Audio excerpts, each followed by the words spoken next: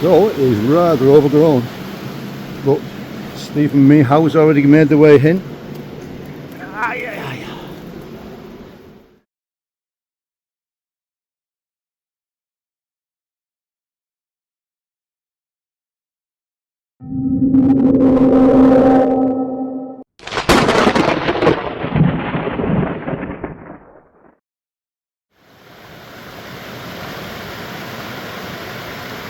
Easy.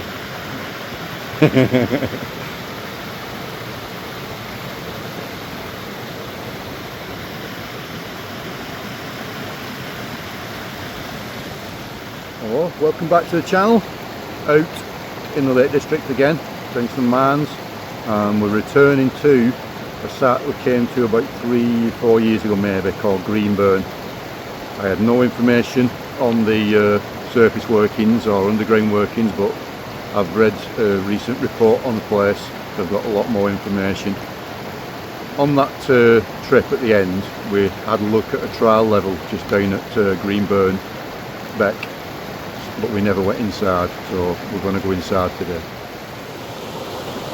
Michal there that's just got across, Steve further up, and I'm out with Paul as well, Paul Winstanley Outdoors.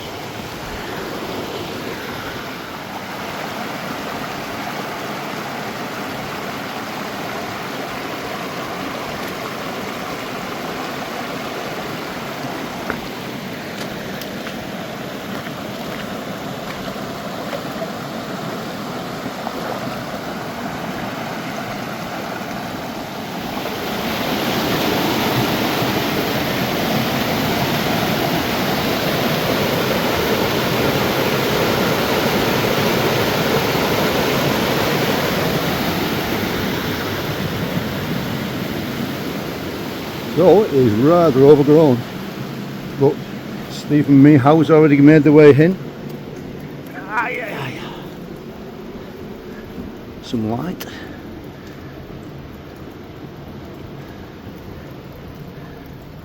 So this is called Greenburn Beck level. It's Coppermine.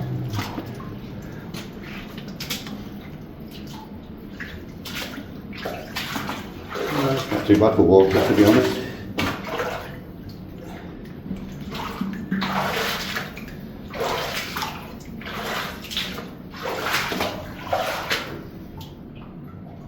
Got a wide angle.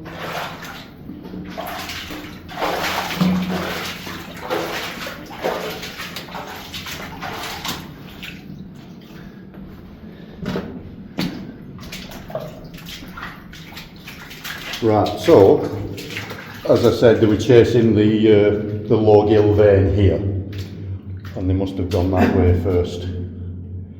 So this, we'll follow this way and just see what this one terminates.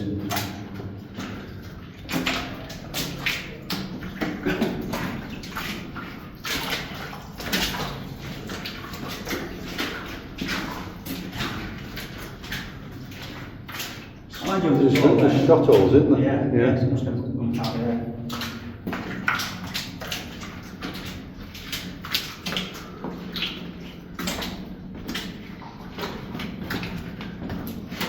No spade. Yeah, it is. It possibly is an old shovel. What's little's left of it. Oh, you've got a candle there as well. Oh, yeah. Tallow candle. Nice.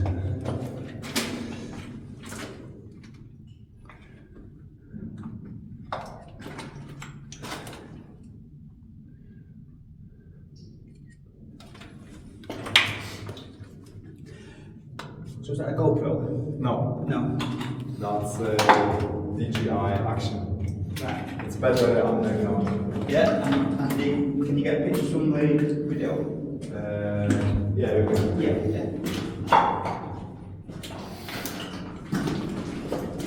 Yeah, that's it. That's as far as it goes.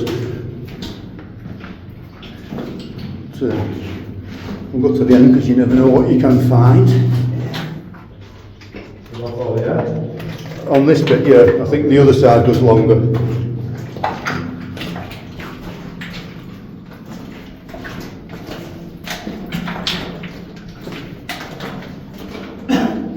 Okay, back at the junction where it forks off, and we're going to take what I believe was the longer route, because I think there's some stoked out areas here as well.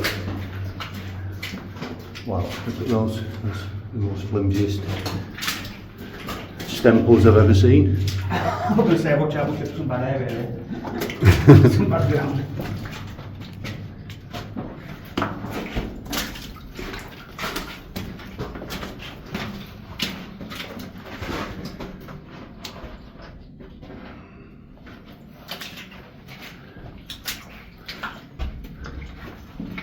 This is leaking good. Yeah, the better stemple here for you. Yeah.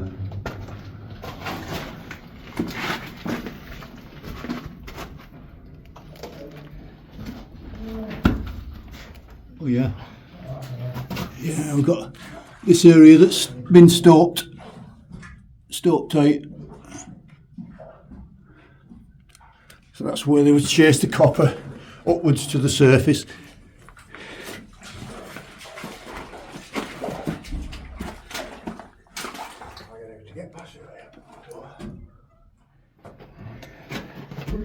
Let's get down here.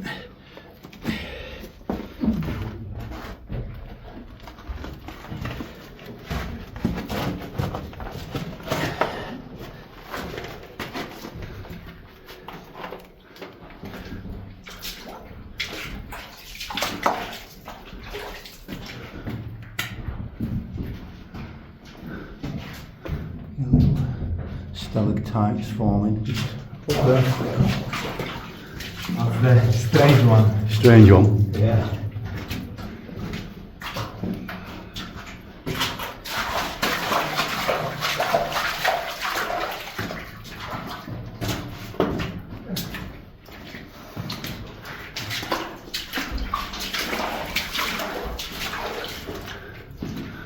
Right, so you've got service hangers in here as well.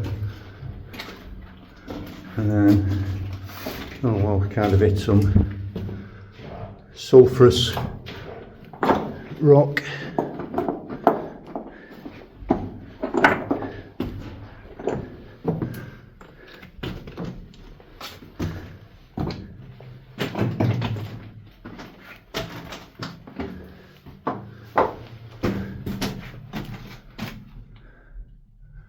Okay, so that is it for this one. We're going to head further up the valley now. There is a shaft along this beck as well, but I think it's flooded, so we won't be able to access that. We'll head on further up then into the remains of the surface workings.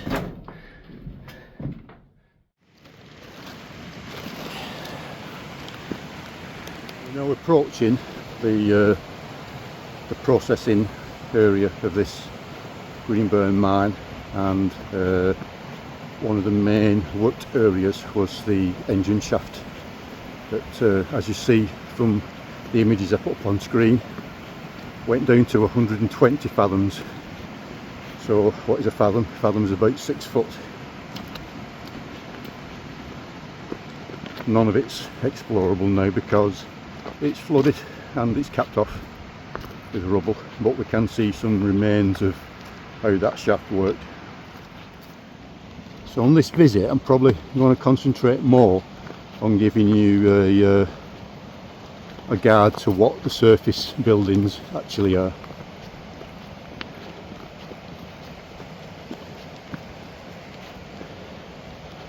And the first building we come to will be the explosives storage, small square building just where you see a pole ahead there.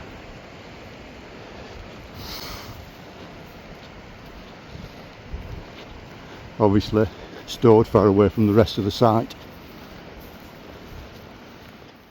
building we're approaching now would have been the magazine store, as they call it. And this is where they kept the explosives.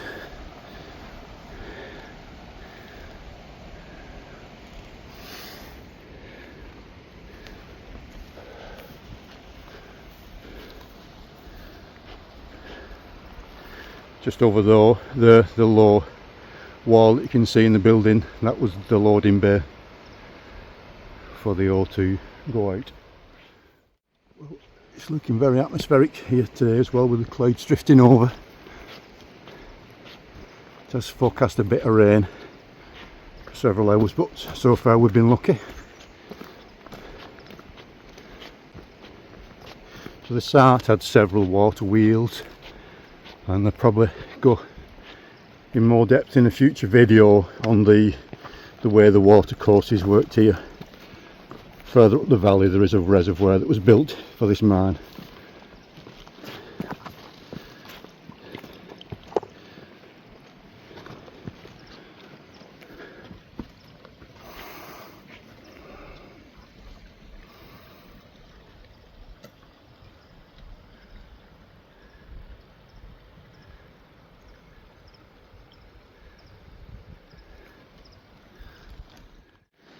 So currently walking on top of the spoil tips, and there is actually a level below the tip that we're currently on that is buried by the spoil tip.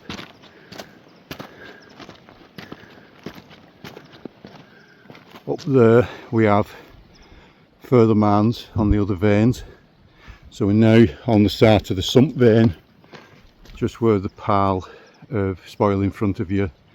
You have got the Gossan vein. Just here is where the incline, the railed incline, would have gone up to the Pave York workings. And the Michal there is very kindly getting some drone footage. You'll see that later on in the video.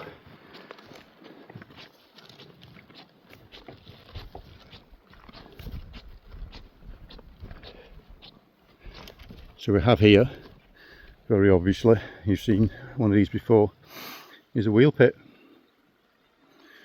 for the water wheel that sat here.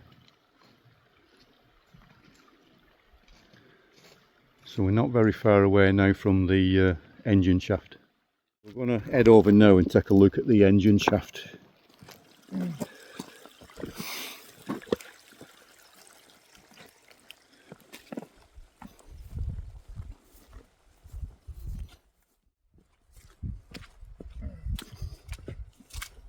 Yeah, this is it here.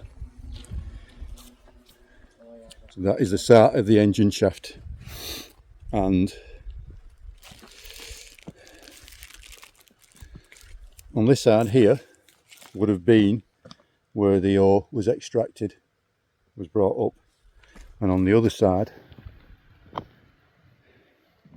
where the rod is, that's one of the pumping rods that would have been connected to the water wheel. There would have been that, the pipes and the laddered walkway to take you down to the workings. So this is the one that went down 120 fathoms with many levels coming off it. And we've been in there, haven't we? Oh, we went towards it, yeah.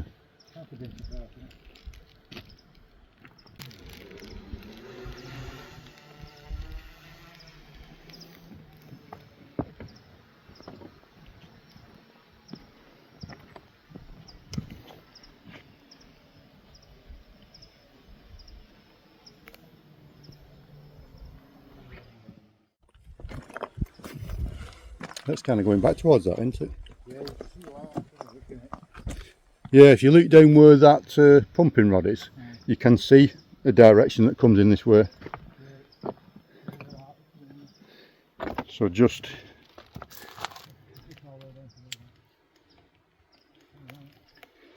in there we can actually get a glimpse of inside part of the shaft.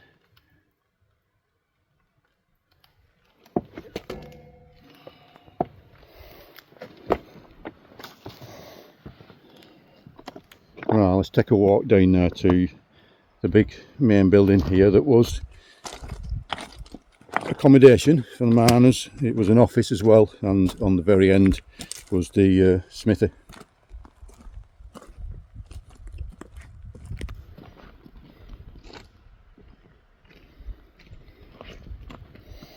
I've got some wooden remains just down there. I think this area was the stamping mills, so they had the big wooden stamps with the metal on the end to smash the ore that they'd brought out.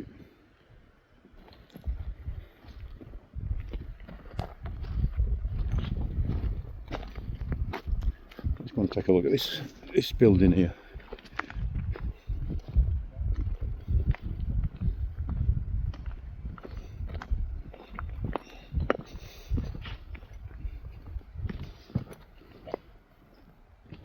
So first part here was the accommodation.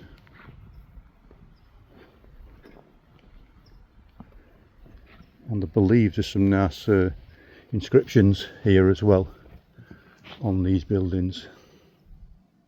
So you can see a fireplace. What looked like it was windows at one time, but then they've decided to block them up.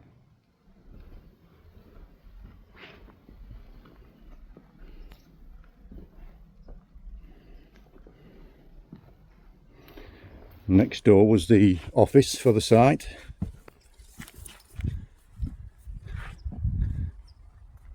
Ah, there we are. That's one of the inscriptions.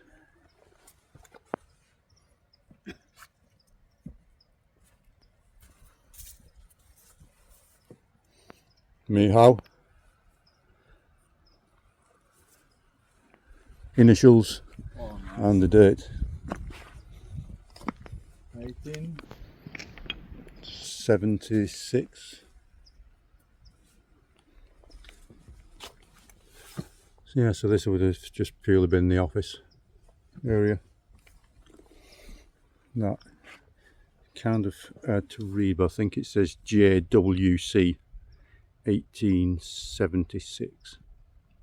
So this main area here was worked around 1845 to 1861, right. And that was when it was its most productive. Yeah.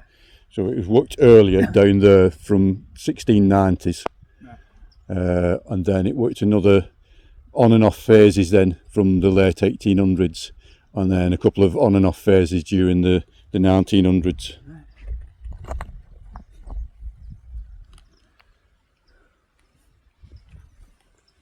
Oh, it's graffiti here. Yeah, there's more here, isn't there? Looks a little bit more modern. We haven't got a date. I think someone's put that on. We've got an LS there on that. This next building would have been the smithy. So where all the ironwork and repairs were done. This would have been where the furnace would have been, I'm guessing.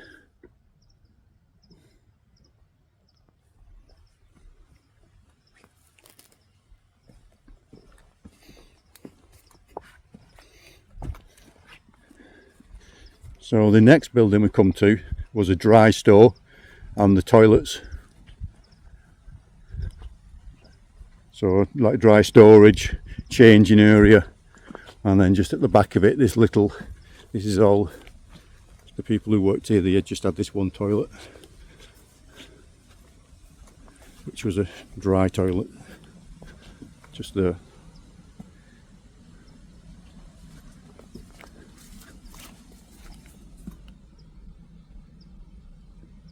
That would have had a bench there with a hole in it, and that's as good as it got.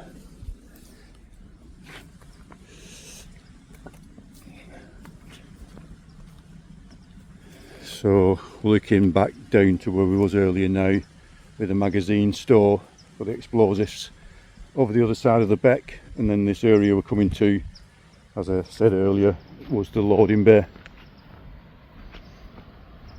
So once the copper had gone through its processes of being extracted, gone through the stamping mill, washed, at a later date they used something over there which I'll take you over to in a bit and explain that. The finished product ended up here for transportation out to the site.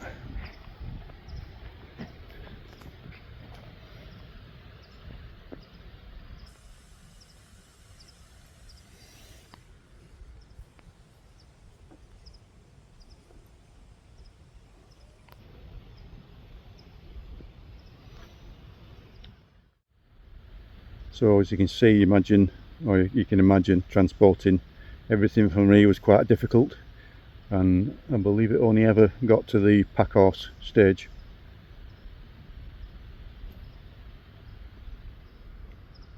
Right, so it's clearing up quite a bit there over towards Long Crag. We have got 4 openings higher up there to investigate. Let's go over the other side of the beck and go over to these square tanks over here.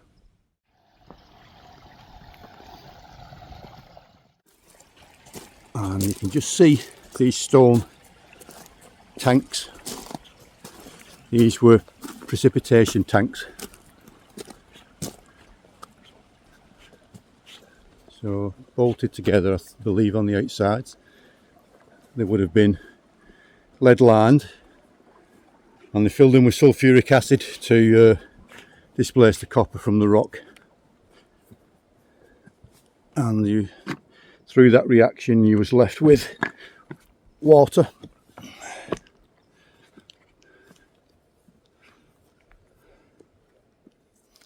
So I think the reason they had 2 is so that one could always be in use while they were flushing the other one out.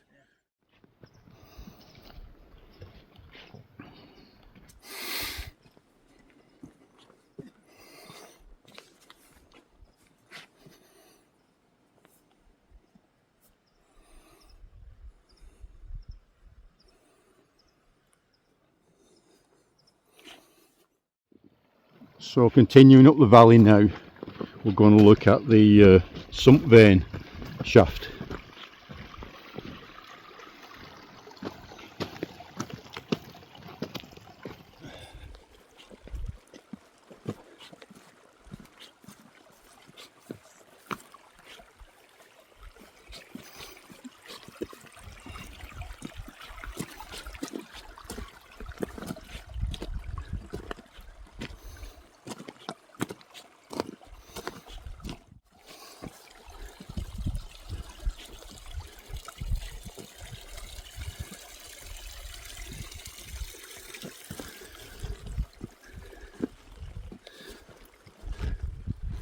Look how deep this is, all flooded. Let's hit the side and Yeah. So just in the distance there, that's the next bit of mine entrance that we're heading to. Not explorable, but we'll show you what's there.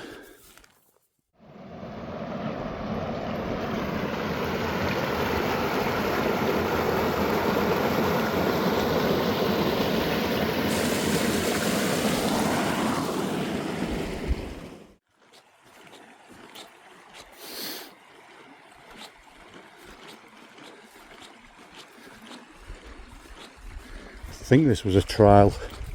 This was a sump vein trial.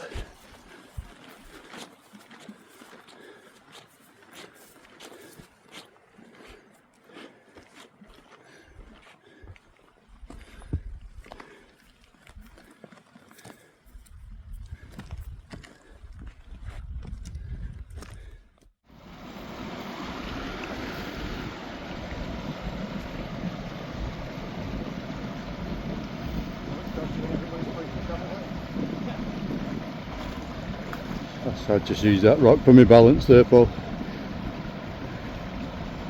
And you're right.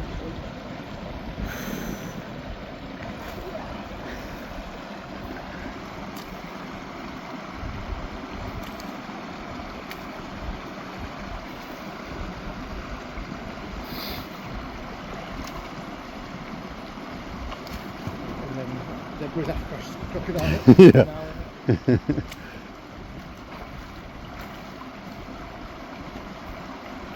Comes Steve in his JCBs.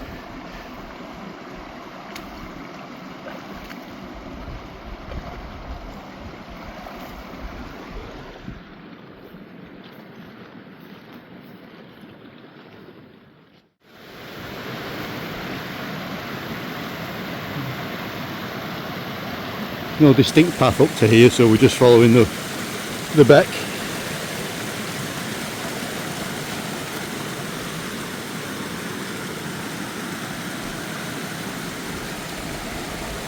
That wall there for sure looks like where the reservoir will be.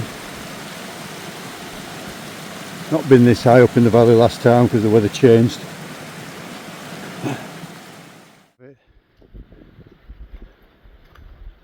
That is a reservoir. Do we try and cross in?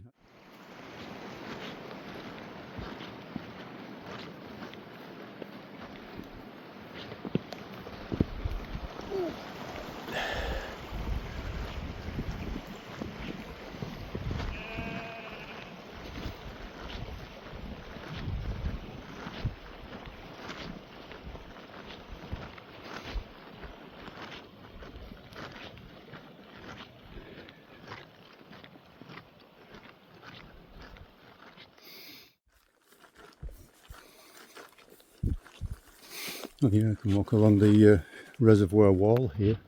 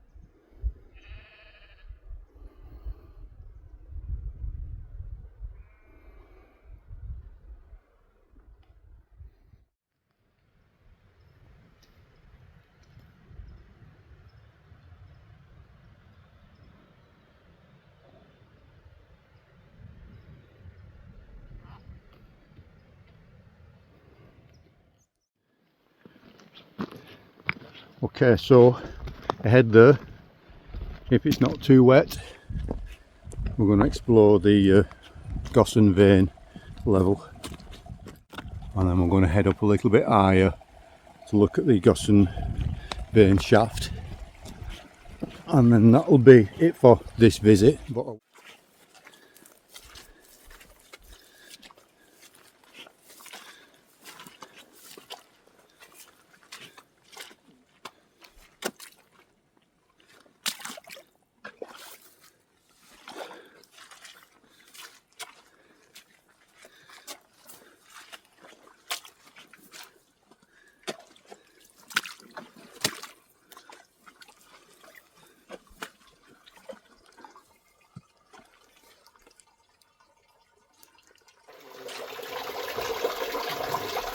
yeah, your back's going to get soaked.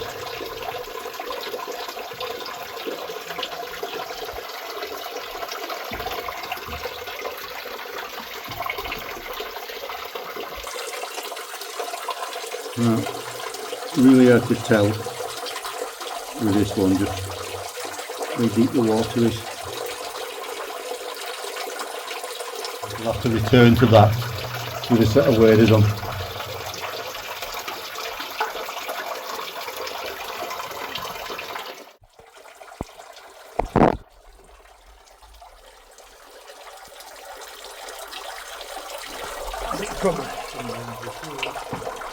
Well, you're just going to get wet getting in, aren't you? That's the thing. We're a good bit higher, aren't we? Not much. Why, how far into it can you see that? Just as far as a beam.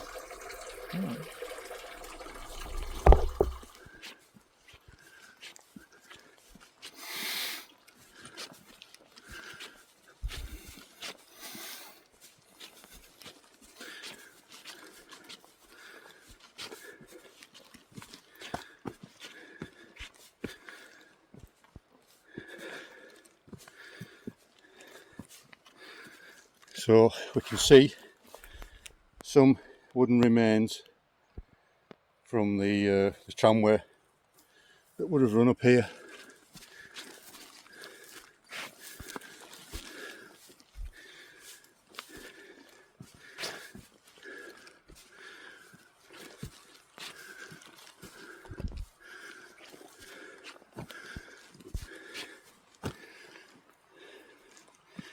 And that's the Gosson sump vein, the Gosson vein shaft.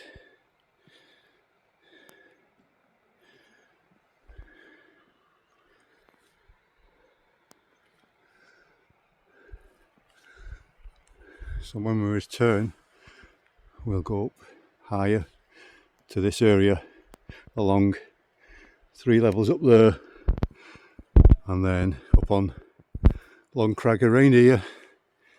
We have a couple more areas to explore, but that'll be on the next trip.